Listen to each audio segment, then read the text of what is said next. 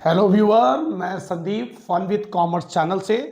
और आज बेटा हम एक और क्वेश्चन आपके लिए लाए हैं और मेरा प्रयास यही रहता है कि उन सारे क्वेश्चन का आपके पास कलेक्शन कर दे जो आपके एग्जामिनेशन पॉइंट ऑफ व्यू के से काफ़ी इंपॉर्टेंट है।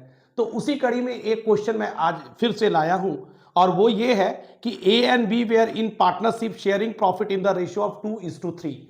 ए और बी दो पार्टनर है और इनका प्रॉफिट शेयरिंग रेशियो 2:3 यानी 2/5 3/5 है। आगे हम लोग देखते हैं बेटा, विथ इफेक्ट फ्रॉम फर्स्ट में they agree to share profit in the ratio of 1:2, यानी फर्स्ट में से वो लोग ये तय करते हैं कि उनका प्रॉफिट शेयरिंग रेशियो 2:3 नहीं रहेगा बल्कि 1:2 रहेगा, यानी 1/3 2/3। अब हम लोग देख लेते हैं कि किसने इसमें सैक्रिफाइस या गेन किया। तो आपको मालूम है ए का क्या था, ओल्ड रेशियो 2/5, न्यू रेशियो 1/3। 5 और 3 का एलसीएम 15 आ जाएगा। 5 के टेबल में 15 3 टाइम्स आएगा तो 2 इंटू 3 6 आ जाएगा। 3 के टेबल में 15 5 टाइम्स आएगा, 1 इंटू 5 5 आ जाएगा, यानी 6 - 5 1/15। ये रिजल्ट आप देख रहे हो बेटा, प्लस में आ रहा है। दैट मीन्स ए ने सैक्रिफाइस किया था 1/15 का। नाउ बी के, in case of B, old ratio 3/5, new ratio 2/3 है। 15 एलसीएम, 5 3 जा 15, 3 3 जा 9, 3 5 जा 15, 2 5 जा 10, ये -1/15 है। दैट मीन्स बी ने गेन किया है, ए ने सैक्रिफाइस किया इस सिनेरियो में जब प्रॉफिट शेयरिंग रेशियो चेंज हो गया। अब आगे की बात मैं बताता हूं, क्वेश्चन में देखते हैं। For this purpose the goodwill of the firm is valued at 2 years purchase of the average profit of last 3 years।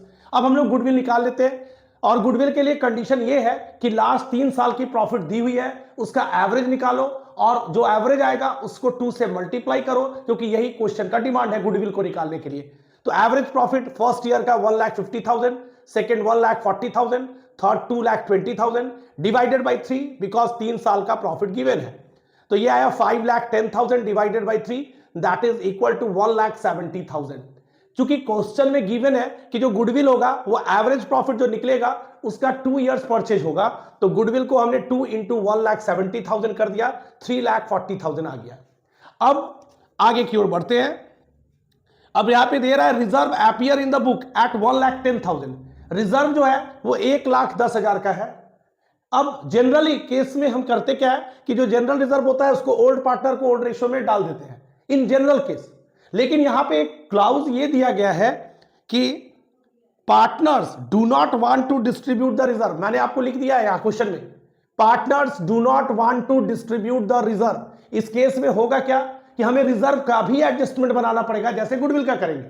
तो हम लोग इकट्ठे क्या कर लेते हैं, गुडविल आया 3,40,000, रिजर्व है 1,10,000, दोनों को ऐड करके 4,50,000 आ गया। अब इसे ए को कितना मिलेगा एडजस्टमेंट का, तो 4,50,000 इंटू 1/15, 1/15 चूंकि ए ने उतने से सैक्रिफाइस किया था तो वो आ गया 30,000।